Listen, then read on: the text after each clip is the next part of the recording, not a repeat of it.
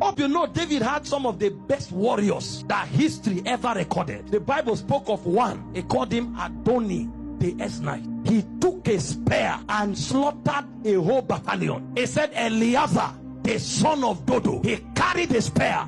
He fought from morning till night. When the enemies died, he wanted to open his hand. He couldn't. The guy became one with his weapon. He was as swift as the spear. He said Shammah, a son of Agi, a whole military battalion ran away. He stood as one man, fought from morning till night, defended the territory that had the lantern. Such were the armies of David. The Bible called them the first three in rank. And there was another three. The Bible said David desired that he might drink water from the well that was in the garrison of the Philistine. And three men said, is that what he wants? They didn't call any army. Three people. The Bible said they broke into the garrison of the Philistine. Do you know what a garrison is? We don't have time. I would have asked Mama to help us, because that's a military general. They would have told you what a garrison. How many soldiers? Mama, how many soldiers are in a garrison? Over 7 to 12 battalion. 3 people entered and broke through. What were they doing? To draw water from where? That means while one was drawing water, 2 were fighting.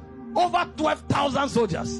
And when they finished, that one carried the water and was coming. And the 2 fought. They broke through again and returned the water and gave David. When David collected it, he said, no, this is not water. Poured it as an oblation. This one is blood. That was the kind of soldiers that David had.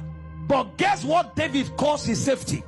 Psalm 23 verse 1 to 5. The Lord is my shepherd, I shall not want. The armies may fail, the soldiers may fail, but the Lord is my shepherd, I shall not want. He said, though I walk through the valley of the shadow of death, I fear no evil. Thy rod and thy staff, they comfort me. If God is your covering, even where men die, you'll be comforted. See where God prospered him. He said, thou preparest a table for me in the midst of my enemies. My cup runneth over. A man is having abundance in the midst of enemies. What can make that happen? Except that Sabaoth. Oh my, Sabaoth came out. The majesty, the king eternal. Only him can do that. No wonder when David went to challenge Goliath, he said, you come against me with bows and arrows. He said, but I come against you in the name of the Lord God of hosts, whose army you have defied. Sabaoth had shown up.